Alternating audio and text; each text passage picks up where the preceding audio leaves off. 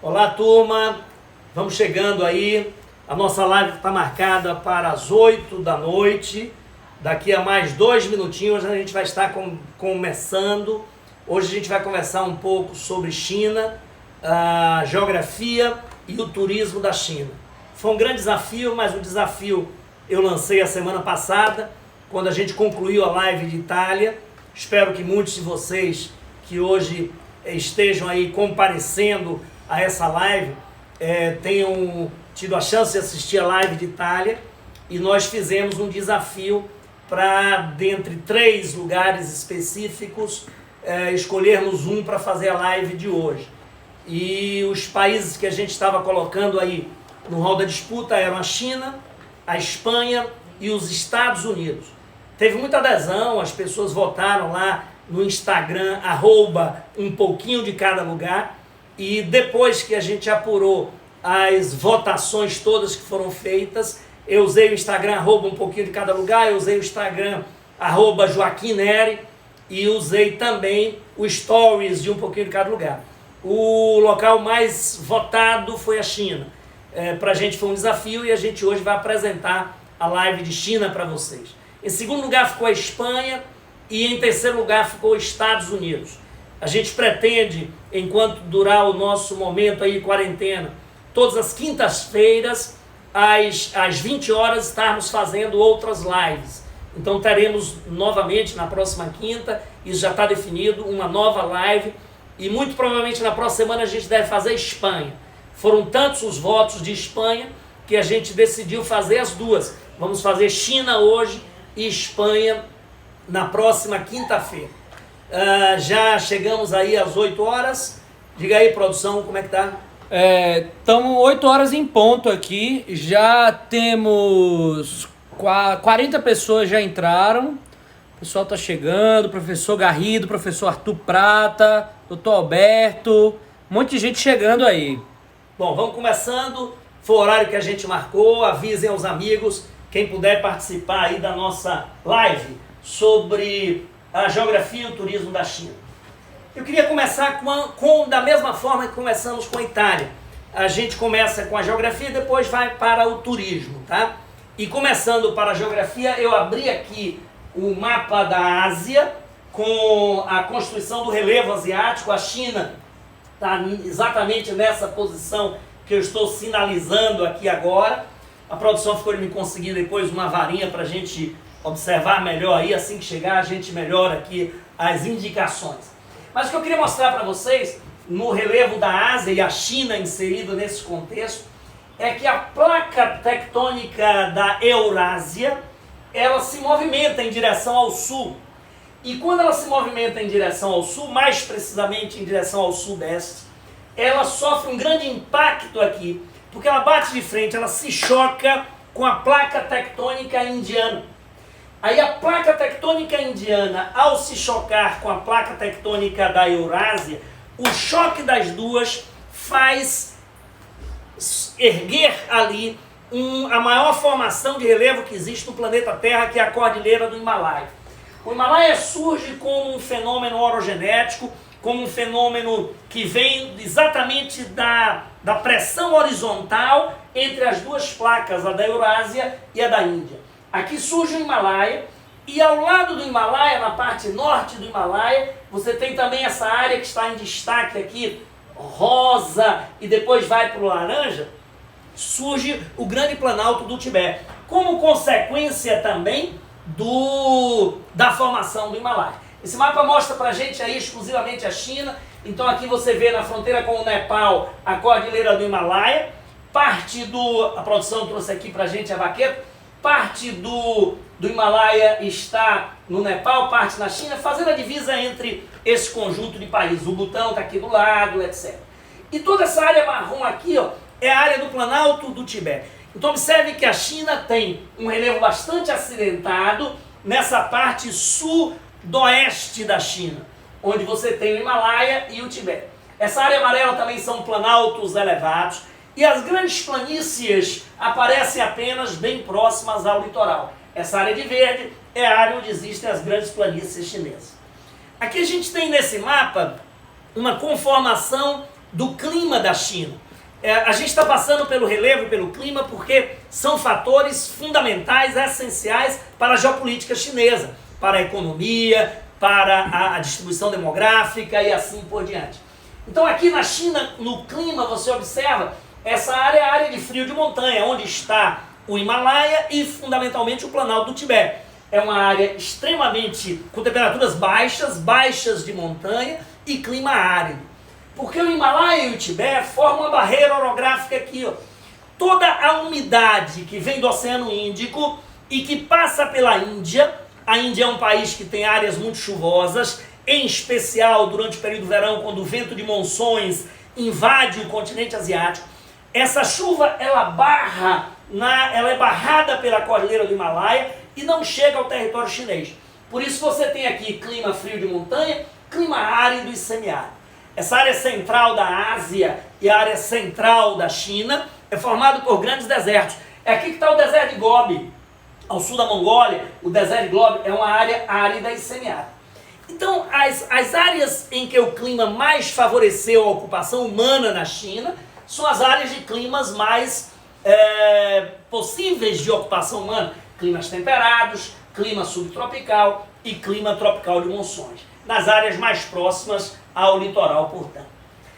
Outro fator que foi fundamental na distribuição demográfica da China, que foi fundamental na ocupação do território, foram os grandes rios chineses. Aliás, no mundo inteiro é assim. Os rios tiveram, no mundo inteiro, na Europa, na África e até mesmo na América, um papel fundamental na distribuição da população.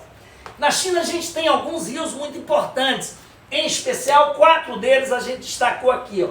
O Rio Amarelo, que é o rio Huanghe, é esse aqui em cima, tá? O Rio Amarelo deságua aqui nessa região já próximo do Mar Amarelo. Aqui você tem o rio Yangtze-Kiang, o Rio Azul, é o maior de todos os rios chineses, é o 3º maior rio do mundo. Aqui está o Yangtze, deságua nas proximidades de Xangai. E aqui tem um rio importante que não está tão destacado no mapa, tá? Que é o rio Mekong. Ele nasce também bem pertinho do Yangtze, só que ele desce em direção à península da Indochina. O rio Mekong vai desaguar lá embaixo, ele atravessa o Laos, atravessa a Tailândia e vai desaguar lá embaixo, o Vietnã, Camboja, é para onde ele vai, lá na região da Indochina. É outro rio que, no caso do Mekong, ele é parte chinês, e a parte chinesa dele também é muito importante. Os outros são totalmente chineses, tá? O Rio Amarelo, o Rio Yangtze e o Rio Mekong são 3 que a gente está destacando. Aqui está o Rio das Pérolas. O Rio das Pérolas ele é um rio importante porque está numa área, hoje, economicamente muito importante da China também. Depois a gente vai falar sobre isso. Observe que os rios foram fundamentais na fixação das populações, porque foram os rios que formaram as planícies, e ao formar as planícies, tornaram essas áreas férteis e possíveis de serem ocupadas pelo homem. Se você olhar esse mapa que está aqui, ele é um mapa demográfico da China. E mostra pra gente que essa população absurda que a China tem, de 1,4 bilhões de habitantes, ela é distribuída também de forma muito desigual. Você observa que a China tem uma boa parte do seu território cuja densidade demográfica é muito pequena. Densidade demográfica semelhante à da Amazônia brasileira, de até menos de 1 habitante por quilômetro quadrado. São as áreas mais inóspitas, as áreas mais frias, as áreas mais desérticas e semiáridas. Vive muito pouca gente aqui. A grande concentração populacional chinesa está nessas áreas em vermelho, mais próxima do litoral, a área da planície, que foram historicamente as áreas mais férteis. Essa grande concentração demográfica da China próxima ao litoral não é uma coisa atual, é ao longo da história da China, esse troço foi se desenvolvendo assim. Eu coloquei esse mapa só para destacar onde fica a província de Hubei. A província de Hubei, que ficou na moda esse ano por motivos não tão legais, fica exatamente nessa área de grande concentração populacional. Aqui está a província de Hubei, onde está a cidade de Wuhan, que foi o centro onde surgiu a epidemia do coronavírus. Está nessa área de grande concentração populacional, com todas essas outras aqui da China de leste, tá? Como a gente disse antes, os grandes rios chineses tiveram um papel importantíssimo na fixação da população. Eu queria destacar aqui o Rio Amarelo, tá? O Huanghe. Por quê? Porque o Rio Amarelo foi responsável pelo surgimento das primeiras civilizações da China há 6.000 anos atrás. O Rio Amarelo, ele tem uma característica interessante, que é todo o vale do rio possui um solo extremamente fértil. Esse solo a gente chama de solo de Loess. Ele é um solo rico, ele é um solo sedimentar de origem eólica, ou seja, quem acumulou os sedimentos que deu origem ao solo de Loess foi o vento. E ele é um solo riquíssimo em qualidades minerais. E foi essa riqueza que tornou possível a agricultura no Vale do Rio Amarelo. E a agricultura fixou a população. A agricultura tem esse papel de consolidação demográfica, né? Recentemente, lendo um livro que falava sobre a história das civilizações, vi uma frase interessante que dizia que a agricultura foi quem domesticou o homem, porque foi a partir da produção agrícola que o homem pôde fixar-se em alguns campos. E um dos primeiros lugares do mundo onde aconteceu isso foi exatamente no Vale do Rio Amarelo. Como aconteceu no Egito com o Rio Nilo, como aconteceu na Mesopotâmia com o Tigre e o Eufrates, aconteceu na China, no Vale do Rio Amarelo e no Vale do Rio Yangtze-Kiang. Aí está o Rio Yangtze-Kiang em destaque. Ele também tem solos férteis, só que um pouco diferente do solo de Loess, que é o do Rio Amarelo. Na China, só um destaque sobre o solo de Loess, é muito comum a gente ver imagens na televisão de uma ausência de transparência na atmosfera chinesa. E atribui-se muito isso à poluição. E obviamente que a poluição nas cidades industriais chinesas é muito alta. Não tenha dúvida que seja.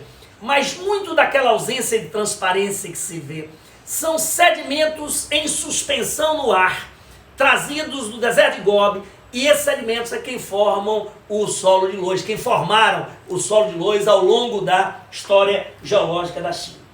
O Rio Yangtze, o grande papel que ele teve na história de consolidação demográfica é que ele é um rio de regime fluvial muito desigual. Ele tem grandes cheias e grandes períodos de vazante. No verão coincide o degelo do Himalaia, coincide com o degelo do Tibete e coincide com as chuvas de monções. As chuvas de monções e o degelo do Himalaia é uma arma mortal no Vale do Rio Yangtze. O volume de água que cai para o Yangtze é gigantesco e aí ele sofre grandes inundações. As inundações, obviamente, trazem problemas para as populações ribeirinhas, para quem vive ali ao lado, mas ao mesmo tempo tem um papel muito importante, porque quando o rio inunda as suas margens e volta para o leito original, ele deposita sedimentos nas margens. Isso faz com que as margens do rio sejam bastante férteis. Da mesma forma que aconteceu na história do Egito com o rio Nilo, aconteceu na história da China com o rio Yangtze. Só que com a população crescendo, cada vez mais cidades, vilas grandes nas margens do Yangtze, as grandes inundações do Yangtze, motivadas pelo degelo do Himalaia e pelas chuvas de monções, começaram a trazer grandes transtornos para as cidades. A solução veio com a construção da grande represa, a usina de Três Gargantas. A usina de Três Gargantas no rio Yangtze, ela foi feita com vários objetivos. Um deles foi regularizar a vazão do rio. O objetivo foi fazer com que Três Gargantas segurasse um volume de água tão gigantesco que a partir dela em diante, a jusante de Três Gargantas, as inundações poderiam ser controladas. O outro motivo foi regularizar a vazão e tornar possível a navegação do rio. Depois da construção de Três Gargantas, grandes áreas do rio Yangtze-Kiang se tornaram mais navegáveis e, obviamente, isso facilitou o escoamento da produção. E o terceiro motivo, obviamente, um dos determinantes, foi a produção de energia elétrica. É a maior usina hidrelétrica do mundo, rivaliza com Itaipu. Três Gargantas na China tem um potencial de energia maior do que Itaipu, apesar de Itaipu ser mais eficiente do que Três Gargantas. Muitas vezes Itaipu, por ter um regime menos descompensado do que o regime do rio Yangtze, muitas vezes Itaipu tem uma produção de energia anual maior do que a usina de Três Gargantas tem, apesar da capacidade, do potencial de Três Gargantas ser maior do que a da usina de Itaipu no Brasil. Aí eu fiz alguns destaques no mapa da China, a gente está falando ainda um pouco mais sobre a geografia da China. Destaques geopolíticos importantes. Aqui está a região do Tibete, encravado aqui no Nepal e no Butão, aqui está o Tibete, a Cordilheira do Himalaia faz essa fronteira. O Tibete é uma das áreas polêmicas da China, porque a China incorporou o Tibete em definitivo após a Revolução Comunista de 49. E o Tibete nunca aceitou essa incorporação. Então é uma área geopolítica conflituosa, é uma área geopolítica que não tem ainda uma solução que seja definitiva.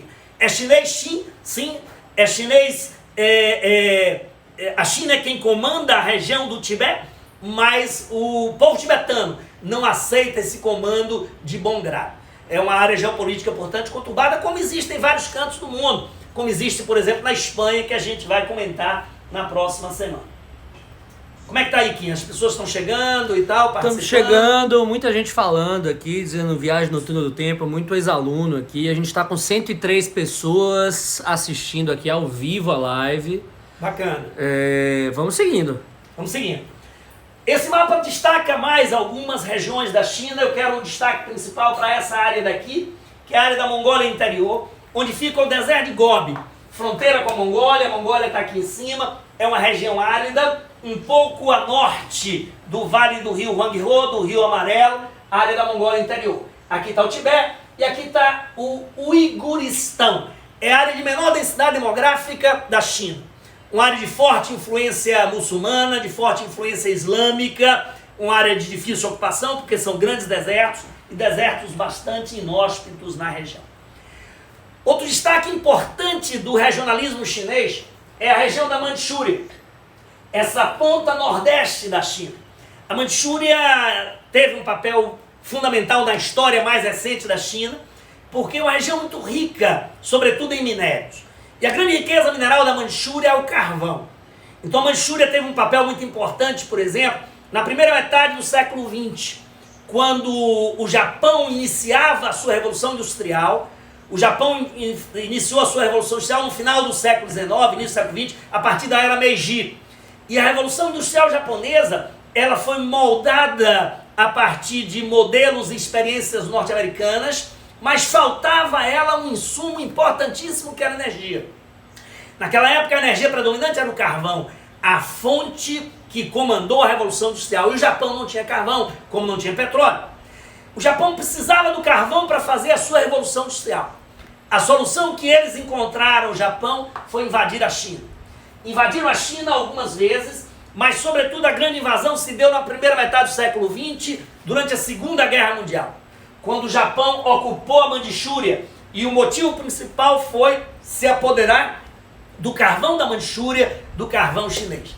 Naquela época puseram lá o imperador fantoche, o último imperador da China, o Puyi, puseram como imperador da Manchúria para amenizar um pouco as manifestações nacionalistas chinesas, mas mantiveram a sua ocupação na China até o final da Segunda Guerra Mundial. Outra área muito importante da China aí está na Manchúria, um pouco a norte da Coreia do Norte, faz fronteira ali com a Coreia do Norte, tá? Bom, a parte da geografia da China, a gente vai dar um break agora para conversar um pouco sobre a parte do turismo. Mas a China, o que é que a gente fez? A gente acabou mesclando o turismo e a geografia ao longo da apresentação que eu preparei para vocês, porque tem muita coisa para a gente falar e casava bem a gente falando misturado com as principais atrações turísticas. E eu queria começar falando sobre o turismo na China a partir dessa região que está em destaque aqui, chama-se província de Yunnan. A primeira vez que eu fui à China, eu fui à província de Yunnan. Nunca tinha ouvido falar da província de Yunnan. Mas eu montava muito os meus roteiros de viagem a partir da leitura de programas das grandes operadoras turísticas do Brasil e do mundo.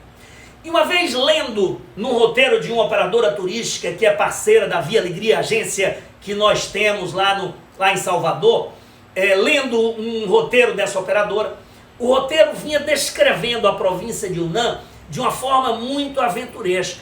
E o texto era muito bem escrito. E no texto ela falava dos rios Yangtze, Kiang e Mekong. Olha, eu fui professor a vida inteira. Professor, falei desses rios a vida inteira. E quando eu li no roteiro sobre o rio Yangtze e o rio Mekong, a descrição do roteiro falava de gargantas extremamente profundas, desfiladeiros imensos. Eu lembro de um texto que dizia assim, desfiladeiros de proporções chinesas. O cara não dizia qual era o tamanho do desfiladeiro, mas quando ele dizia que era um desfiladeiro de proporções chinesas, eu imaginei que era um desfiladeiro infinito, e aquilo me encantou. E eu decidi ir para a província de Yunnan. A outra coisa que me levou à província de Yunnan é que na descrição dizia que Yunnan reunia mais da metade das 56 etnias existentes na China. A China tem muitas etnias com idiomas desiguais, idiomas diferentes, que preservam características próprias. A etnia Han é a mais importante da China. A grande maior parte da população da China é da etnia Han. 56 são as etnias chinesas e mais da metade delas vivem na província de Yunnan. Isso me encantou. Eu gosto muito de fotografia, faço fotografias de viagem e eu sabia que lá em Yunnan eu teria belas oportunidades. E fomos para lá, em busca dessa central de etnias chinesas na província de Yunnan. O primeiro local em que nós paramos em busca das minorias étnicas foi na cidade de Kunming. E aí logo uma primeira surpresa.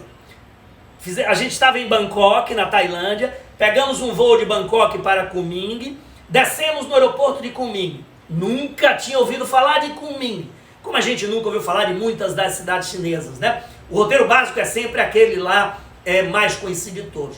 Quando eu desci no aeroporto de Kunming, ao atravessar a imigração, é sempre um local tenso, a imigração, o aeroporto é sempre um momento de tensão em viagem. Imigração na China é mais tenso do que na maioria dos países do mundo. E na China, no interior da China, na província de Yunnan, talvez mais tenso ainda.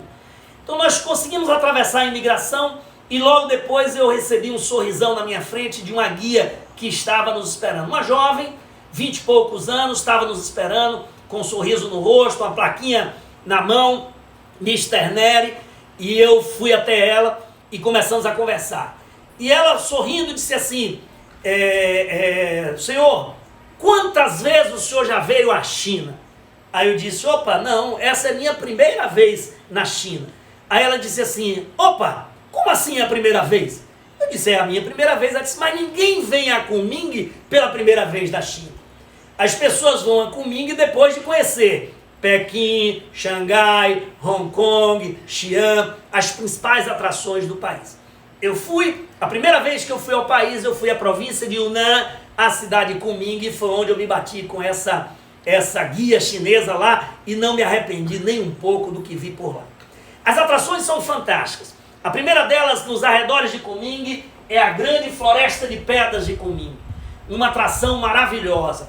Como a gente tem muita coisa para mostrar, eu não botei tantos slides de cada atração. Mas se você tiver curiosidade, depois anota e vai na internet, no Google, e pega imagens da floresta de pedras de Kunming. Fantástico. É esse grande conjunto rochoso aqui que o tempo se encarregou de esculpir.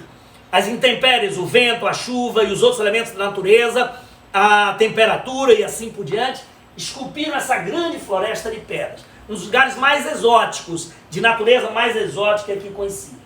E lá mesmo em Kunming a gente começou a ter contato com as minorias étnicas chinesas. Esse é um exemplo, duas jovens da etnia Sami, que é quem cuida do Parque Nacional de Kunming, do Parque Nacional onde está a Floresta de Pedra. As etnias chinesas, elas têm roupas sempre muito coloridas, e isso, para quem gosta de fotografia, é um paraíso. E era em busca disso que a gente estava por lá. De Kunming, nós seguimos de carro nessa viagem e fomos até a borda do Tibete. Vou só voltar aqui para você lembrar um pouco onde estávamos, tá? Estamos aqui, no sudoeste da China, perto da fronteira com Myanmar, com Laos, com o Vietnã. Essa é a região da província de Yunnan. Shangri-La fica exatamente nesse ponto aqui, perto já da entrada do Tibete. Foi para lá que nós fomos, para Shangri-La. As características de Shangri-La, obviamente, tem muita influência tibetana. Esse é o grande mosteiro de Shangri-La. Ele lembra muito o grande mosteiro de Lhasa, capital do Tibete. E era a presença dos monges era muito comum por lá. Aqui novamente o mapa destacando onde estávamos, e foi lá que nós encontramos com Tess, minha filha, que foi para essa viagem também. Não sei se Tess está assistindo a live aí, mas ela chegou depois, nós fomos antes e nos encontramos em Xangri-Lá. Ela fez uma viagem assim épica, muita coragem, foi sozinha numa viagem épica, nos encontramos lá, ela chegou morta de sono e começamos a conhecer a região. É a terra da etnia I. Os I vivem na região próxima a Xangri-Lá, na subida do Tibete. Se vestem, como a gente colocou, com roupas bastante coloridas, usam esses chapéus exóticos, grandes, né? A etnia I está presente aí. Lá também é um local onde você convive muito com os iaque. O iaque é esse boi, é um bovino comum da região do Tibete. O iaque, ele tem essa formação meio exótica, obviamente que a pelagem dele é para se proteger do frio, tá? E eles usam muito lá o iaque para tudo que o bovino pode dar. A carne de iaque é muito comum, serve muito em restaurantes a carne de iaque, ao invés da carne bovina, se adapta mais à região também. Depois que nós saímos de Xangri-Lá, a gente começou a descer em direção à fronteira do Laos. Era para lá que estava indo. Nessa viagem a gente no final sai da China e entra no Laos. No caminho para o Laos nós encontramos com ele o rio Yangtze-Kiang.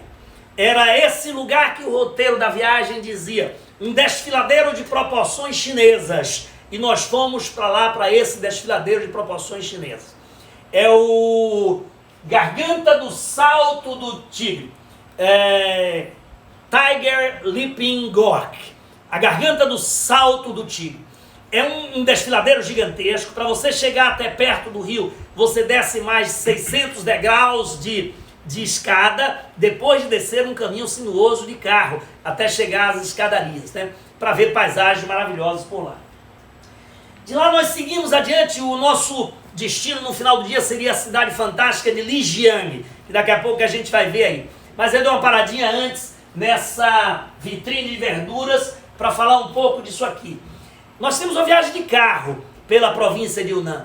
E aí você começa a ter as grandes dificuldades que os turistas enfrentam na região. Dificuldade com o idioma, obviamente dificuldade com o idioma. A gente sempre estava acompanhado de um guia falando inglês. Mas como estavam em regiões muito no interior da China, se nos perdêssemos do guia, a gente ia ter alguma dificuldade, a não ser que encontrássemos algum ocidental ali para nos ajudar. Dificuldade com o idioma, dificuldade com higiene e com alimentação. Nas estradas por onde passamos, a questão da higiene é muito complicada, porque os banheiros são complicados. Não existem vasos sanitários nos locais da beira das estradas. Onde podíamos parar na beira das estradas, restaurantes, postos de gasolina, etc., os banheiros eram sempre com aqueles banheiros turcos. Aliás, pior do que os turcos, porque eram literalmente buracos abertos no chão, com alguma água corrente por baixo para servir como limpeza ali do banheiro. Então é complicado a questão da higiene, é complicado a questão da alimentação, porque a gente não sabia como pedir. Essa imagem que está aí, por exemplo, nós paramos num restaurante na beira de estrada onde tínhamos que almoçar. Encontramos até uma jovem europeia que estava lá com os pais, e essa jovem, me parece que era alemã, ela estava morando na China há 2 anos, fazendo um curso de pós-graduação lá na China, e os pais foram visitá-la, e ela pegou os pais e saíram de ônibus. Ela foi mais aventureira do que nós fomos, se bem que ela já estava dominando um pouco, falando um pouco chinês, e isso facilitava um pouco a vida dela. Falando um pouco mandarim, facilitava um pouco a vida dela. Então, muitas vezes na comida a gente ia apontando, a gente chegava na vitrine, chamava o garçom, o garçonete e apontava o que a gente queria. Eles usam muito verduras, a comida é muito à base de vegetais, e usam alguma coisa de proteína, o que é possível. Então você aponta na vitrine o que você quer e você escolhe uma proteína.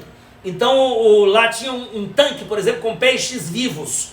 Então nós apontávamos o peixe, mas não imagine que é aquele restaurante sofisticado de Fortaleza que você vai e escolhe a lagosta, não. É um tanque no quintal, onde você apontava o peixe, o cara pegava a corredinha e preparava para você. Então é arroz, verduras e peixe, a base principal que a gente encontrava por lá. Então dificuldade com alimentação, dificuldade com idioma e com higiene. E tinha também, aqui só fechando, Muitas vezes você pedia comida e não sabia o quão condimentada ela era. Então muitas vezes a comida vinha bastante condimentada, com muita pimenta, isso às vezes atrapalhava um pouco também. Diga aí. Não, só para pontuar aqui que a gente, falando de China, temos pessoas assistindo de vários estados e países diferentes. Já tem gente falando Portugal presente, São Paulo presente, até Guarajuba presente. Muita gente assistindo aqui, já estamos com 120 pessoas na live, tá? Opa! Eu recebi a notícia aqui que eu tenho um grande amigo chamado Carlos Crasto, que está nos assistindo. Eu vou contar só a história desse cidadão, se ele ainda estiver na live aí, dê um positivo, amigo. Carlos Crasto, esse cara se tornou meu amigo por apenas uma noite. Nos conhecemos em uma noite e até hoje nos correspondemos. Foi nessa viagem. No final dessa viagem nós entramos no Laos. E no Laos tivemos uma experiência também fantástica. Parte da experiência foi muito complicada e depois parte foi excelente. E depois de passar os 3 primeiros dias no Laos, numa situação muito complicada, porque o país é muito pobre, nós fomos até a cidade de... Me lembra aí, Mônica, dá uma pesca. No Laos. Luang Prabang. Fomos até Luang Prabang, nas margens do rio Mekong. E quando nós chegamos a Luang Prabang, mudou tudo, porque a gente estava numa condição muito ruim de viagem, e em Luang Prabang ficamos hospedados no hotel da rede Oriente Express, um hotel maravilhoso. Chegamos super cansados, uma viagem de carro de quase 10 horas de duração por montanhas, uma condição muito complicada. Aí nós chegamos no hotel no final da tarde, bastante cansados, fomos no apartamento, um hotel maravilhoso, tomamos um banho, voltamos, fomos para a beira da piscina, e na beira da piscina sentamos e aí pudemos relaxar. Pedimos um vinho e pedimos um prato maravilhoso, rã à provençal, espetacular. Pedimos uma rã à provençal. E como a gente estava muito agitado por conta da viagem, éramos eu, Mônica e Tess, minha filha, começamos a falar e a falar alto, né? Falar alto na beira da piscina. Tomamos uma primeira regulagem de um europeu que estava hospedado num apartamento assim em cima dessa borda de piscina, que pediu para nós diminuirmos o tom de voz. E quando a gente diminuiu o tom de voz, a gente ouviu um cidadão falando lá em português, disse assim: opa, há muito tempo que eu não ouço português, vou sentar nessa mesa. Esse cidadão é o Carlos Crasto, que eu soube que está nos assistindo aí. Aí ele veio para a nossa mesa, ele com a esposa dele, e ficamos conversando. Tivemos uma noite maravilhosa, de um bate-papo maravilhoso, que até hoje eu me emociono quando falo de Carlos. Nunca mais eu vi. Eu só vejo esse cara pelo Facebook, pelo Instagram, que nos aproxima. Vi uma única vez. Já pelas redes sociais tentamos nos encontrar, mas nunca houve oportunidade. É um grande viajante, Carlos Crasto. Carlos Crasto. E nessa viagem tivemos uma noite inesquecível. Obrigado, amigo, por estar prestigiando aí, tá? Só para voltar, a gente tá com gente aqui. Santiago de Compostela, do Amapá, de São José, o povo, cada vez mais lugares estão entrando aqui na live. Bacana. Tem alguém de Jaguaquara aí, que? Vixe, aí deve ter um monte. Você avisa, hein? Bom, depois que nós seguimos a viagem, fomos até Lijiang. Lijiang era um dos principais destinos desse primeiro roteiro. A cidade das lanternas vermelhas. Olha os telhados de Lijiang, da Old Town de Lijiang, da cidade antiga de Lijiang. Lijiang foi uma das mais gratas surpresas que nós tivemos nessa viagem. Primeiro, a cidade é um charme, lindíssima. A cidade ela é um presépio. Nós pensamos muito em Veneza quando estivemos em Lijiang, porque a cidade é toda ela cercada por canais de água corrente, absolutamente límpidas, transparente, toda organizada, limpa, bonita, cheia de turistas, fundamentalmente chineses. A maioria absoluta dos turistas eram chineses. No hotel que nós estávamos, tinha um grupo de franceses, porém poucos ocidentais. A maioria dos turistas chineses. Além disso, Lijiang é um dos centros de minorias étnicas da China, onde fica a etnia Naxi, fica na região de Lijiang. E nos entornos de Lijiang tem também outras áreas bastante interessantes de se conhecer. Esse é um xamã. Na época da Revolução Cultural Chinesa, o Mao Tse-tung combateu as religiões, destruiu quase todas elas, eliminou muitas das religiões, proibiu a existência dos xamãs, e eles voltaram depois com a morte do Mao Tse Tung, e quando a China começou a se abrir um pouco mais, as religiões voltaram a se estabelecer.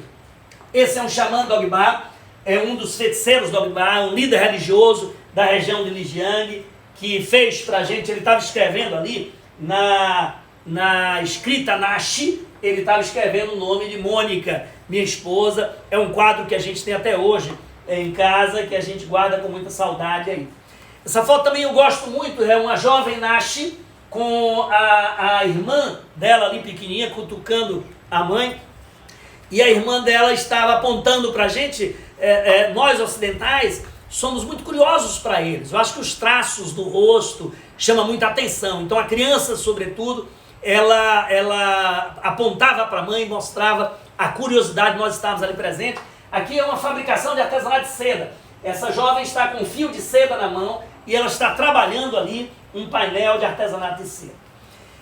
Essa paisagem é nos arredores de Lijiang, uma cidade lindíssima. Independente da cidade, os entornos, tem esse complexo de montanhas, as montanhas nevadas do Tigre de Jade, fica na região de Lijiang também, uma área muito bonita. Aí está uma outra paisagem da cidade antiga de Lijiang, uma ponte que leva a um pagode naquela região. Pagode é esse tipo de formação para a religião budista, que é muito comum na China, tá? De Lijiang nós fizemos também uma viagem que foi uma aventura fantástica. Fomos até uma região chamada Lugu Lake. Essa viagem não agradou a todos do nosso grupo. Nosso grupo eram só nós três, eu, Mônica e Tess. E pegamos um carro e fomos até Lugu Lake. A viagem foi terrível, porque nós passamos por 5 cordilheiras de montanhas, subindo e descendo montanhas em estradas absolutamente sinuosas. A estrada que começou com qualidade foi perdendo qualidade gradativamente, até que no final nós já estávamos basicamente amedrontados pela estrada. Felizmente o nosso motorista era um motorista extremamente cuidadoso, dirigia muito lento, com cuidado, e nós chegamos em paz lá em Lugu Lake. Só que quando você chega em Lugu Lake, lá de cima do alto da última montanha, você vê essa vista espetacular. Um lago de cor azul, lindíssimo, com alguns templos budistas no meio do lago. No caminho para Lugu Lake deu para ver bastante o cotidiano das populações rurais dessa parte da China, que é a parte mais pobre do país, né? Então a agricultura ainda é muito primitiva. Você está vendo aqui o uso de carro de boi para arar a terra. É uma agricultura intensiva de alto índice de produtividade, só que é o que a gente chama de intensiva por força de trabalho. A intensividade e a alta produtividade se dá por grande quantidade de mão de obra trabalhando na lavoura. E esses campos a gente via lá no caminho para Lugu Lake. Lugu Lake tem outra história interessante, porque é a cidade da etnia Mozo. A etnia Mozo é uma das poucas etnias no mundo que tem uma característica matriarcal. Quem manda na região de Lugu Lake são as mulheres. As mulheres têm múltiplos parceiros, com os quais elas podem ter filhos, múltiplos filhos. Os filhos não vivem com os pais, os filhos chamam os pais de tios, vivem com as avós, e quem comanda toda a atividade econômica são as mulheres. Os homens fazem atividades mais leves, ligadas à arte, lazer e assim por diante. Quem pega no pesado são as mulheres de Lugu Lake. É uma das poucas sociedades matriarcais que existe no mundo. É a terra das mulheres Mozo, na cidade de Lugu Lake. Tá?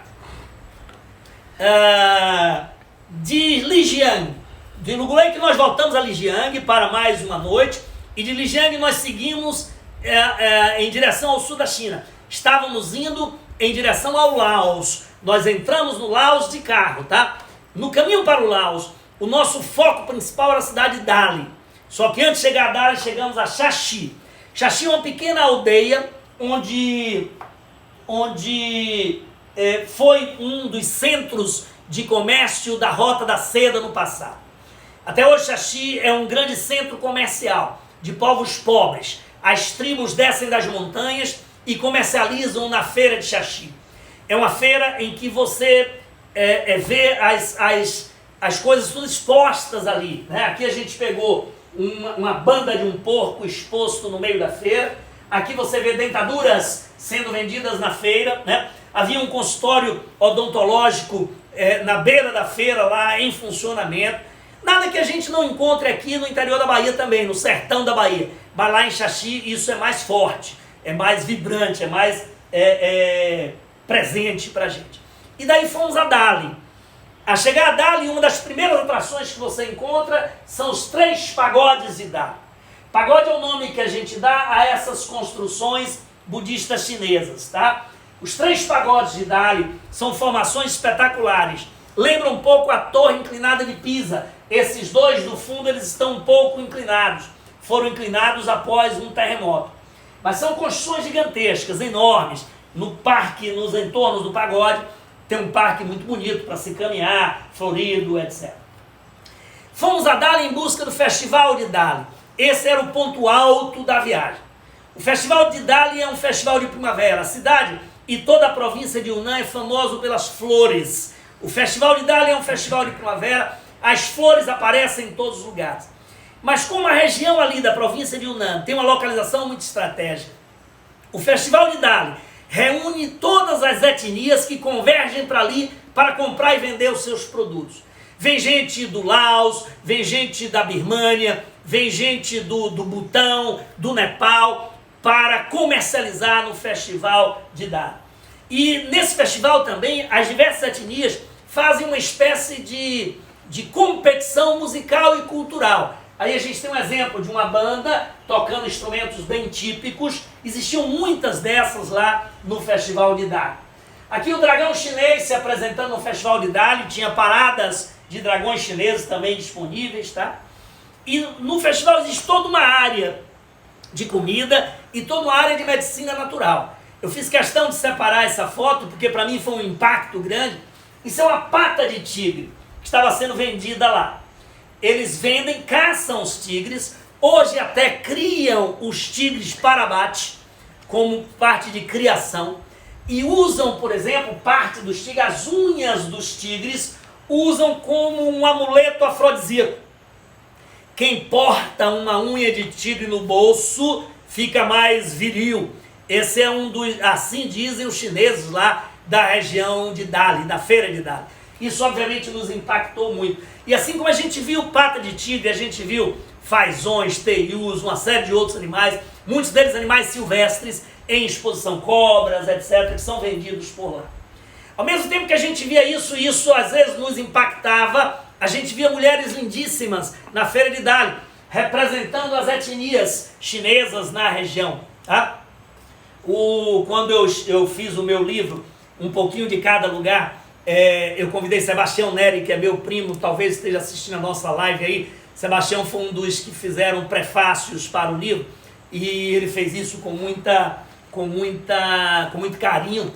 E ao escrever sobre o livro, ele foi bastante elogioso. Ele disse assim: pô, Quinho conseguiu até tornar bonita as mulheres chinesas, porque a gente escolheu algumas imagens lindíssimas que estavam lá na feira de Dali e colocamos no livro também.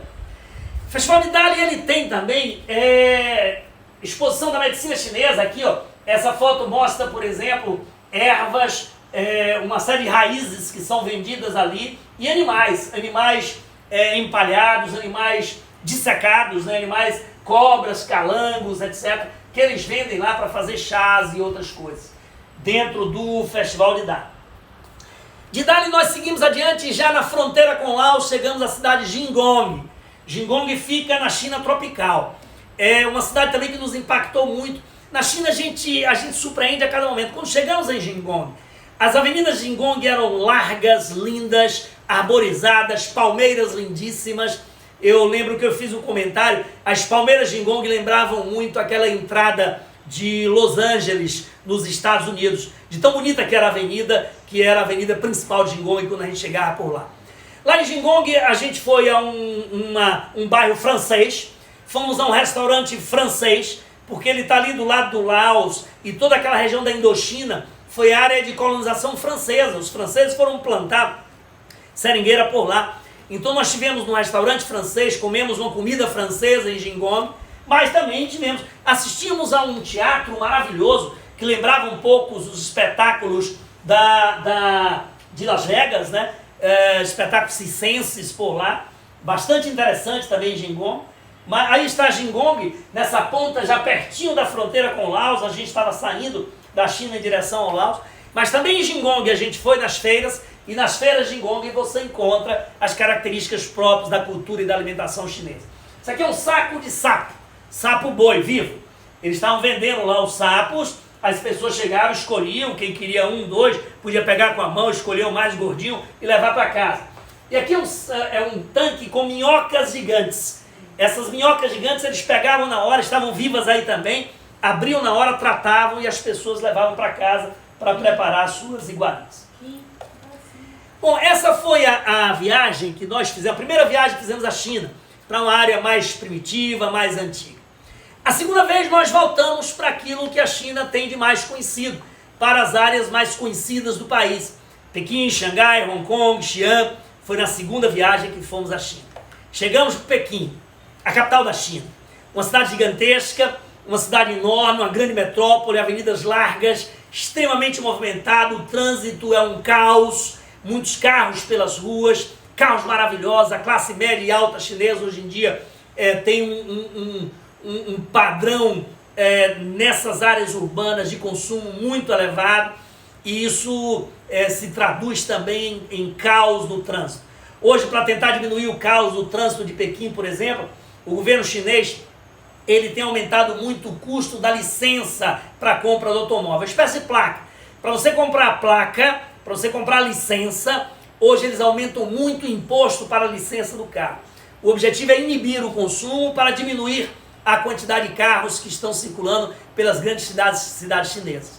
Um dos relatos que a gente teve lá da nossa guia Suzana era uma chinesa. Normalmente os guias usam nomes ocidentais para facilitar a comunicação com os ocidentais. A nossa guia acompanhou lá o grupo da Via Alegria, a Suzana. Ela nos dizia que a China hoje tem um índice de acidentes de carro muito grande. E qual é o motivo de acidentes de carro que a China tem? Muitos chineses estão adquirindo carro agora, já adultos, e não aprenderam a dirigir no passado. Não aprenderam a dirigir quando jovens, estão começando a dirigir como adultos. E isso, segundo ela, provoca a maior quantidade de acidentes de carro. Eu abri Pequim com essa foto para mostrar para vocês a Praça da Paz Celestial. Uma praça lindíssima, uma das mais belas praças do mundo. Aliás, a terceira maior do mundo, e aprendi isso lá. A maior praça do mundo é uma praça em Jacarta, na Indonésia. A segunda maior praça do mundo, e foi isso que eu aprendi por lá, é a Praça dos Girassóis, em Palmas, no Tocantins. E a terceira maior praça do mundo é a Praça da Paz Celestial, em Pequim.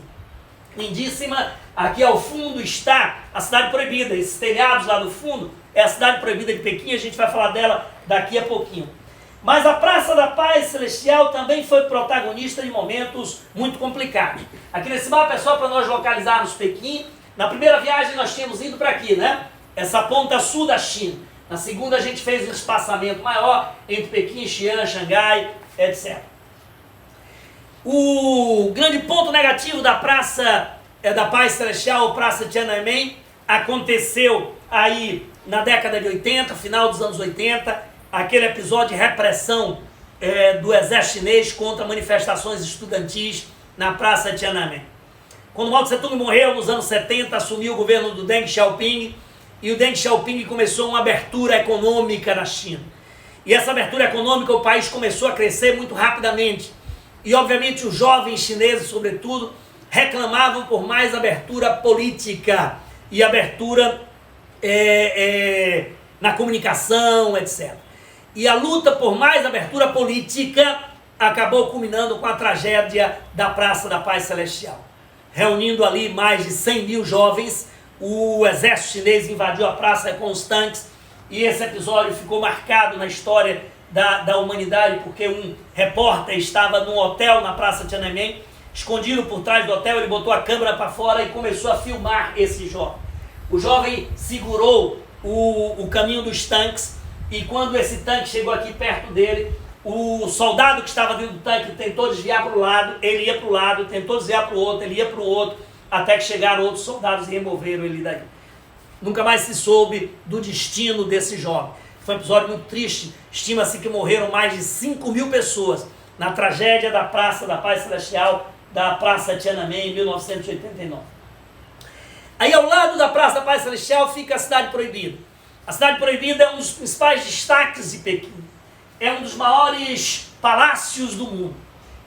Hoje é possível visitar. Chama Cidade Proibida, porque no passado, enquanto a China era um império, não era acessível a Cidade Proibida a nenhum cidadão comum. Era onde viviam os imperadores. E ninguém poderia entrar ali, a não ser pessoas autorizadas pelo imperador. Vivia lá com o seu harém, com os seus eunucos, e viviam dentro da Cidade Proibida. Hoje é um cartão postal de Pequim, é possível ser visitada, tem grandes construções lá dentro. Foi na Cidade Proibida que viveu Puyi, o último imperador chinês.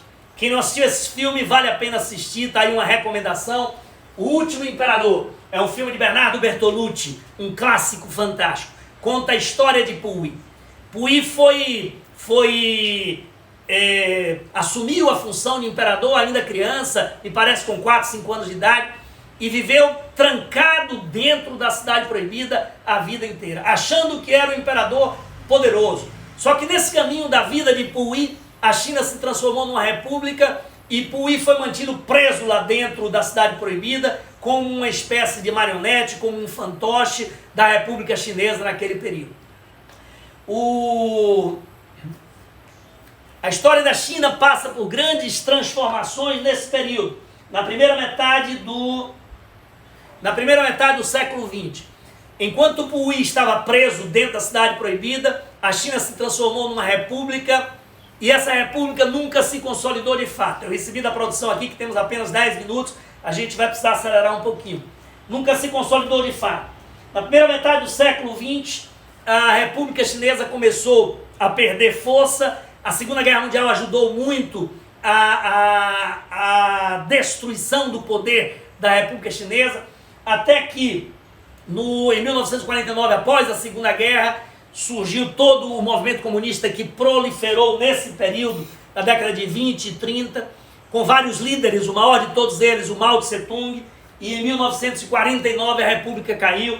Chiang Kai-shek, que era o general que comandava a República Chinesa, teve que fugiu para a ilha de Formosa, ao lado da China, onde fundou um novo país, Taiwan.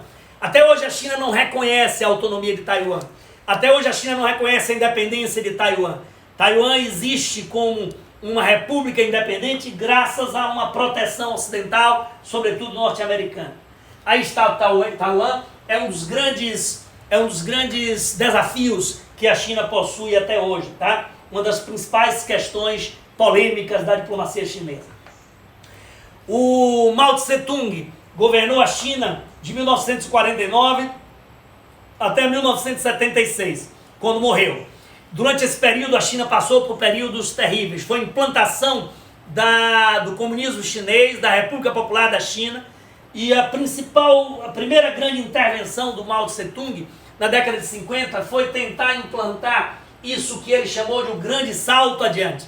O grande salto adiante era a coletivação de todas as atividades econômicas da China, sobretudo a agricultura. Um país já gigante naquela época. Hoje a China tem 1,4 bilhões de habitantes, naquela época já tinha mais de 500 milhões de habitantes.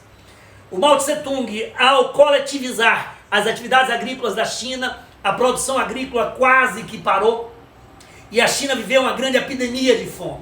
Houve, na realidade, a grande fome chinesa chegou a matar milhões de pessoas naquele período dos anos 50 aos anos 60. Essa epidemia de fome fragilizou o governo de Mao Tse-tung. E para retomar o poder e manter-se no poder, o Mao Tse-tung foi com mão de ferro e fez novamente uma ação bastante violenta contra a China, que foi a Revolução Cultural Chinesa em 1966. A Revolução Cultural não teve nada. Ele tirou os professores das universidades, das escolas e mandou para a zona rural, trabalhar como escravos da zona rural, com o discurso de que iriam alfabetizar os cidadãos do campo na China. Na realidade, a alfabetização era a doutrinação que era usada pelos jovens chineses através do Livro Vermelho de Mao, que era um livrinho resumido das principais doutrinas que ele queria desenvolver.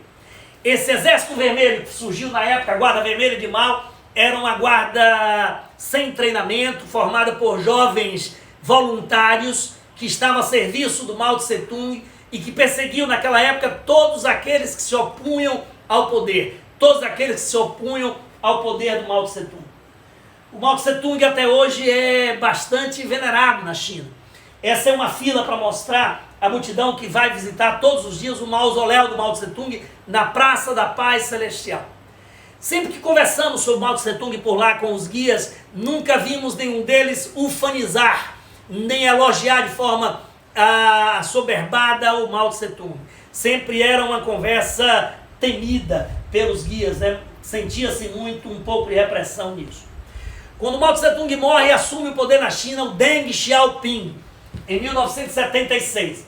O Deng Xiaoping é quem vai fazer a grande revolução econômica chinesa. É ele quem vai abrir a China ao mercado internacional.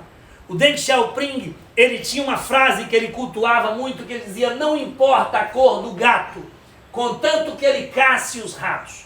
Ou seja, o que ele queria dizer, não importa de qual maneira, contanto que a China consiga reverter o estado de pobreza em que ela se encontrava. E aí foi criando as ZES, as Zonas Econômicas Especiais, que ele criou aqui, ó, em várias áreas do território chinês. Foram áreas onde houve incentivo governamental para crescimento econômico. E aí várias empresas ocidentais entraram na China, empresas japonesas, e começaram a aproveitar a mão de obra barata da China para produzir lá dentro. E com isso a economia chinesa explodiu. Essa foi a verdadeira revolução chinesa. Nas grandes cidades chinesas hoje o que se vê é isso. Prédios maravilhosos, grandes arranha-céus. São cidades modernas, escolas fantásticas, universidades fantásticas.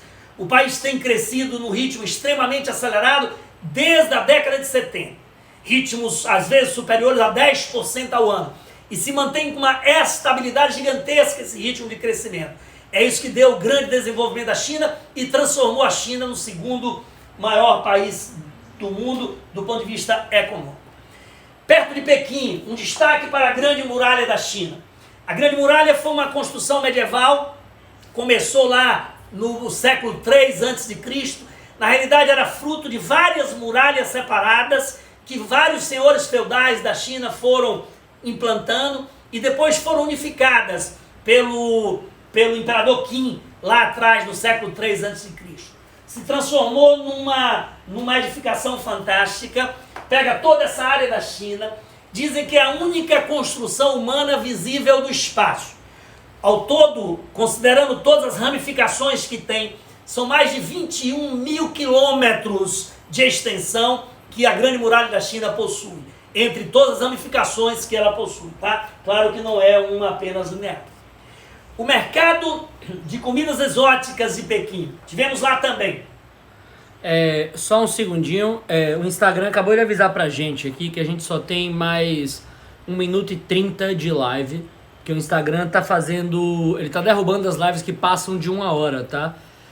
A gente vai seguir mais um pouquinho depois desse momento aqui, não vai demorar muito, mas pro pessoal que tá assistindo, temos 115 pessoas assistindo aqui agora. Para não estragar a aula de vocês, eu acho que vale a gente derrubar essa live, voltar com outra e seguir por mais 10 minutinhos, 15 minutos no máximo, para o pessoal ter tempo de perguntar e a gente ter um tempo de passar as mensagens finais. Falta 1 minuto só. Vamos lá? Vamos, eu acho que tá certo, porque tá faltando relativamente muito pouco. Eu até acelerei nesse momento final, não gostaria de ter feito assim, porque eu queria ver se a gente conseguia terminar antes de 1 hora. Mas a gente vai cair e daqui a pouquinho a gente volta em seguida. Acho que mais 2, 3 minutos a gente volta. E aí vocês voltam comigo para a gente fazer outros destinos. Não perca os guerreiros de terracota de Xi'an. A gente vai falar deles daqui a pouquinho, tá? @ um pouquinho de cada lugar no Instagram. Você derruba. Ao vivo. Ok, estamos voltando. As pessoas vão chegando aí devagarinho. Enquanto as pessoas voltam a entrar na live, só lembrando que a gente na próxima quinta vai fazer uma outra live, novamente às 20 horas. E o tema vai ser Espanha. atendendo aos pedidos que a gente teve para essa live de hoje. Fizemos hoje China, na próxima semana a gente faz a Espanha, tá? A turma da colônia espanhola que estava pedindo aí, e foram os vários, Marcílio, tantos outros, Edson Rezende, que pediram, a Maurício Castro, que pediu lá de Ávila, né? A gente vai fazer Espanha na próxima quinta-feira.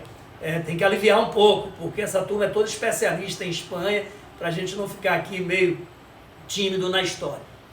Bom, lembrando só, enquanto as pessoas vão entrando, que você pode acompanhar conteúdos de viagem no site www.umpouquinhodecadalugar.com, sem BR, tá? Acompanhe lá, tem um menu, você escolhe o país que você quer ver e tem muitas historinhas de viagem. Esse site a gente faz muito com uma espécie de diário de bordo, com uma espécie de diário de viagem. Esse é o foco dele, tá? Se você precisar de alguma consultoria de viagem também, a gente está super à disposição na Via Alegria, que é a nossa agência, fica no Shopping da Bahia, o escritório da Via Alegria, tá? O Instagram é @Via Alegria, tá? Pode fazer contato com a gente, e o site é www.viaalegria.com.br também, tá? Chegando aí, bastante gente? Tá começando? Já estamos com quase 70 pessoas, o pessoal saiu e entrou rápido, são 9 horas, eu acho que a gente pode voltar com o conteúdo. Vamos voltar. Bom, agora, diminuindo um pouco a velocidade, porque a gente estava preocupado em tentar fazer com menos de 1 hora, mas não falta mais muito. A gente estava falando sobre o mercado das comidas exóticas. Nós fomos na China, conhecer isso lá em Pequim, tá? E realmente é impressionante. Os chineses, durante toda a sua história de vida, mas sobretudo durante aquela grande epidemia de China, ou epidemia de fome, desculpe, que a China viveu nos anos 50, os chineses tinham uma carência de proteína muito grande. O país, por ter muita gente, não tem área suficiente para grandes criações de animais. Então a carência de proteína é muito comum na China. E os caras aprenderam ao longo da história a se virar com qualquer tipo de proteína que eles encontram pela frente. E isso criou um hábito, uma cultura na região. Essa cultura, inclusive, hoje está sendo muito questionada por conta da epidemia do coronavírus que está aí. Acredita-se que a China, nos últimos anos, por pressões internacionais, os caras pegavam muitos animais silvestres para utilizar como proteína. E aí, pressões internacionais para isso, eles começaram a criar animais silvestres para utilizar como proteína na sua refeição. E essa criação, os caras levavam os animais vivos, muitas vezes, para os mercados. E os animais eram levados vivos para os mercados, eram amontoados em gaiolas. Muitas vezes as excreções de um animal caíam sobre o outro, e isso, obviamente, contaminava os animais que estavam ali. Acredita-se que a origem do coronavírus possa ter vindo dessa guarda e manipulação difícil, né, e complicada, os hábitos ocidentais que os chineses fazem lá nos seus mercados de animais vivos. Em Wuhan, na China, um dos mercados de animais vivos foi onde provavelmente o vírus saiu do animal e chegou no humano. A gente esteve lá na cidade, na rua das comidas exóticas de Pequim, e a gente via muito isso, os caras comendo lá escorpião vermelho, escorpião negro, os caras comendo lá passarinho, pombo, cigarra, estrela do mar, cavalo marinho, tudo isso estava lá em exposição para ser degustado. Os escorpiões, esse que você está vendo aqui, ó, eles são expostos vivos. Os caras botam com uma vitrine, eles fazem espetinho de escorpião vivo, você vê as patinhas do bicho se mexendo. Aí o chinês chegava ali, pedia um espetinho daquele, na mesma hora eles colocavam numa grelha, tostavam o escorpião e davam para o cliente. E o cliente saboreava aquele troço. Eu não me arvorei a experimentar, apesar de ter saído de lá assim, meio com com uma sensação de perda, dizer, pô, eu devia ter experimentado esse troço. Mas algumas pessoas do grupo que nós estávamos comeram lá o escorpião vivo e acharam que tem gosto de camarão, que era um negócio bonito. A Luiz César está assistindo aí e disse que é uma delícia, né? Eu não provei, Luiz, mas teve algumas pessoas que provaram. Mas Luiz estava conosco. Essa viagem que nós fizemos foi uma viagem de parceria da Via Alegria com a operadora Alcance. Luiz César foi o nosso guia lá na China, nos acompanhando lá com uma turma bem bacana.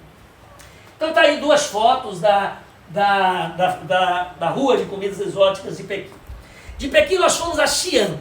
Xi'an foi a primeira capital da China unificada. Uma cidade fantástica, moderna, como todas as grandes cidades chinesas, tá? Avenidas largas, espetacular. Tem a sua Old Town, tem a sua parte histórica, mas o grande tesouro de Xi'an é o exército de terracota do imperador Qin. Não é esse Qin que está aqui na produção, não. É o Qin chinês lá, que viveu no século III a.C. O imperador Qin, ele construiu para si próprio um mausoléu, que foi construído, estima-se, ao longo de 50 anos. E o mausoléu era subterrâneo, escondido. Ninguém sabia da existência dele. E ele enterrou no mausoléu um verdadeiro exército de barro, um exército de terracota. O objetivo era, pela crença religiosa dele, que esse exército iria lhe ajudar a atravessar os caminhos desconhecidos após a morte. E esse exército ficava debaixo da terra e ninguém sabia da existência dele. Na década de 70, portanto, isso é muito recente, em 1974, um agricultor chinês de Xi'an estava tentando cavar um poço de água durante um período de estiagem e, na tentativa de encontrar um poço, encontrou uma cabeça de terracota e depois encontrou um braço de terracota. Chamou os arqueólogos foram para lá e começaram a desvendar o mistério. E aí o que os caras descobriram foi isso aqui fantástico. Galerias e mais galerias de guerreiros de barro em tamanho natural. É o maior museu em seu próprio sítio que existe no mundo. Dezenas de galerias com os guerreiros colocados ali. Eles colocavam os guerreiros em pé, no passado, colocavam madeira por cima e cobriam aquilo tudo de barro ali. E o imperador foi enterrado aí no meio. Porque esses guerreiros queriam ajudar o imperador a atravessar os caminhos do desconhecido após a morte. Um espetáculo. Quando eles começaram a escavar, os guerreiros de terracota, descobriram que muitos dos guerreiros eram pintados. Só que quando a luz do sol entrava, ela queimava automaticamente a tinta e desaparecia a cor das pinturas dos guerreiros de terracota. Hoje, boa parte do sítio arqueológico ainda está debaixo da terra. Existe uma corrente hoje que defende que não seja continuada as escavações, a não ser que os arqueólogos encontrem uma maneira de preservar a pintura ainda debaixo da terra, para não correr o risco de, ao tirar a terra, a pintura desaparecer. Então estima-se que mais da metade dos guerreiros de terracota ainda estão debaixo da terra. Ao todo, coloquei uma pesca aqui, 8.000 soldados, todos eles desiguais, não tem um igual ao outro.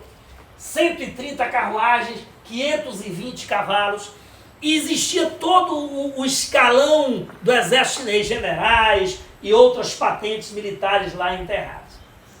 É um espetáculo.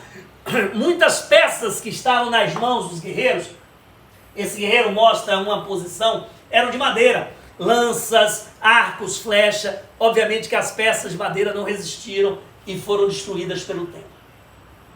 De Xi'an nós fomos a Xangai. Xangai é a verdadeira pérola do Oriente, a cidade mais fantástica da China. A maior, a mais moderna, a mais bonita, a mais charmosa, essa é Xangai. A pérola do Oriente. Aliás, esse nome, a pérola do Oriente, foi o nome adotado por essa torre de TV aqui, ó, chamada Pérola do Oriente. Fica na região do Pudong, lá em Xangai. Xangai tem sua história muito ligada à história mais moderna da China. No século XIX, a China tinha alguns portos abertos ao comércio com a Europa. E esses portos abertos, Xangai era um dos mais importantes. Macau, Cantão, Hong Kong, Xangai, eram alguns dos portos chineses com os quais os europeus comercializavam. A princípio foram os portugueses, depois os espanhóis, holandeses e finalmente ingleses e franceses. Século XIX, ingleses e franceses. O que eles mais tiravam da China era o chá. O chá virou um produto de consumo mundial. Os ingleses difundiram o Império Britânico no mundo inteiro. Aliás, um dos orgulhos ingleses era esse. Era que o Império Britânico era aquele onde o sol nunca se põe. Por que o sol nunca se põe? Porque havia Império Britânico em todas as longitudes do planeta. Os ingleses levavam o chá para a Inglaterra e difundiram o chá como um hábito mundial. O chá era produzido somente na Índia. E da Índia ia para a Inglaterra e espalhava-se por todo o Império Britânico ou mesmo por outros países fora do Império Britânico. Isso dava um comércio para os mercadores muito importante, mas a balança comercial entre a China e a Inglaterra era muito desfavorável à Inglaterra, porque a Inglaterra tirava o chá da China, obviamente pagava por isso, e não tinha nenhum produto que interessava aos chineses. Aí os ingleses, nos arroubos que o imperialismo britânico teve, conseguiram um produto para introduzir na China, o ópio. E aí levaram o ópio para a China e drogaram a população chinesa. Espalharam o ópio por todo o território da China. O ópio eles traziam das colônias inglesas do Oriente Médio. Então os navios ingleses levavam ópio para a China e traziam chá para a Inglaterra. Com isso a população chinesa absolutamente drogada passou a não ter mais capacidade produtiva. Até que a China tentou reagir. E quando a China tentou reagir, ela tentou impedir a entrada do ópio na China, que era um narcótico. Ao tentar proibir a entrada do ópio na China, isso gerou uma guerra contra os ingleses, da China contra a Inglaterra, é conhecida como Primeira Guerra do Ópio, na primeira metade do século XIX.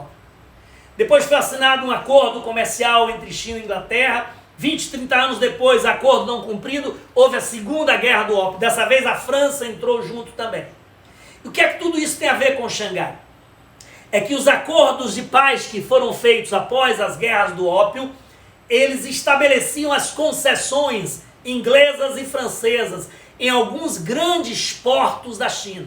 Xangai foi o principal deles. Então em Xangai existe uma parte de Xangai que foi um grande bairro inglês. Era a concessão inglesa. E existe um grande bairro de Xangai que foi uma concessão francesa. E até hoje a herança na arquitetura da concessão inglesa e da concessão francesa estão por lá. Houve, portanto, uma forte ligação entre Xangai e o Ocidente, Inglaterra e França, por essa distorção da história da China, que foi a Guerra do Ópio entre a China, a Inglaterra e a França. Assim como Xangai teve parte do seu território ocupado por ingleses e franceses, isso aconteceu em outras cidades litorâneas da China, em especial Hong Kong, que acabou sendo de fato uma possessão inglesa dentro do território chinês. Depois da Segunda Guerra do Ópio, no acordo de paz que se estabeleceu, Hong Kong teve esse destino. Mas antes de partir para Hong Kong, aí está uma imagem novamente do Pudong. O Pudong fica em frente a essa foto daqui. Essa foto é a região do Bund. A região do Bund é a concessão inglesa. Nós tivemos num restaurante espetacular aqui no alto desse prédio. Tem prédios maravilhosos aí com uma arquitetura tipicamente colonial inglesa do final do século XIX e início do século XX. Do lado oposto do rio fica o Pudong. O Pudong foi uma das zonas econômicas especiais estabelecidas pelo Deng Xiaoping. Se desenvolveu rapidamente e hoje é uma das áreas mais modernas da Ásia. É o Pudong. Arranha-céus gigantescos por todos os lados. É uma área cheia de prédios residenciais, escritórios, grandes escritórios comerciais, áreas de lazer, shopping center, etc. Xangai tem também a sua parte histórica. Existe uma Old Town em Xangai, existe uma parte antiga em Xangai. Aí está uma foto da Old Town de Xangai. E é lá que você tem esse contraste mais vivo e mais forte entre o tradicional e o moderno na China. Quando nós fomos a Xangai, estava acontecendo lá a Shanghai Fashion Week. doutor Alberto, que deve estar nos assistindo, doutora Kika, Luiz César, que estava com a gente, doutor Eduardo Nery, doutora Marise, era o time que estava com a gente Todo lá. mundo assistindo. Quem mais estava lá? Ana Clara, Zé, essa turma toda estava lá. E nós tivemos uma noite que foi maravilhosa, que nós estávamos perdidos lá no Pudong e decidimos ir para a Conceição Francesa em busca de um bairro que nós tínhamos passado um dia antes e achamos super charmoso, chamado Xinjiang, na Conceição Francesa. Era uma espécie de pelourinho cravado em Xangai. Super charmoso, lindo.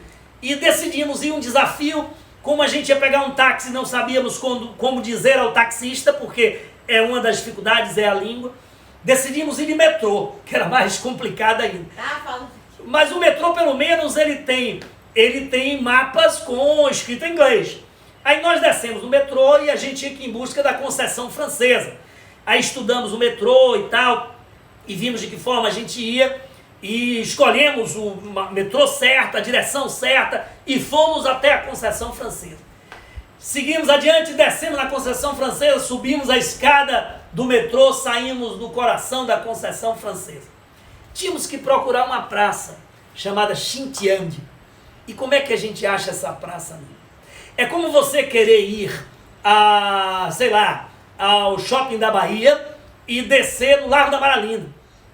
Começamos a andar sem norte, sem saber para onde íamos, gerou um estresse no grupo, parte do grupo queria ir embora para o hotel, e a gente também não sabia como ir, porque como é que pega um táxi, a gente não sabe dizer o nome do hotel. A gente tinha, obviamente, que é uma dica que se dá a todo turista que vai para lugares desconhecidos, é ter sempre um cartão do hotel em mão, porque na dúvida você mostra o cartão ao taxista e não fica perdido pro resto da vida. Mas depois de muito andar, lembramos que tinha o primo de Ana Clara, que estava conosco na viagem, que estava morando em Xangai. Era um garoto que estava estudando lá e decidimos ligar para ele, ligamos para ele e ele nos deu a dica de como chegar. Estávamos a 1 quilômetro do lugar e quando chegamos nesse lugar, o lugar era um charme, encontramos um restaurante. Para quem estava angustiado de comida chinesa, não queria mais ver comida chinesa, encontramos um restaurante de carne argentina, uma churrascaria argentina, no meio dessa praça Xinjiang. E tivemos uma das noites mais espetaculares da viagem, com música, com tango sendo tocado, dançamos à vontade. Ficou inesquecível. Assim, e lá estava acontecendo a Shanghai Fashion Week. Mulheres lindíssimas desfilando pelo meio da rua, e a gente ficou vendo esse barato visual lá em Xinjiang, em Xangai. Hong Kong. Hong Kong foi o nosso último destino nessa viagem. Foi o último local de parar. Hong Kong faz parte da China, sim, apesar de ter toda uma autonomia hoje em dia. Foi uma das perdas territoriais que a China teve com a Guerra do Ópio, quando a China foi obrigada a entregar Hong Kong à Inglaterra. E na época foi feito um acordo que Hong Kong ficaria sob controle inglês por 100 anos. E esses 100 anos acabavam exatamente no final do século XX. E Hong Kong de fato ficou sob controle inglês por 100 anos. No final da década no início da década de 80, governo Deng Xiaoping, a China quis antecipar a retomada de Hong Kong e na época gerou um estresse diplomático com a Inglaterra.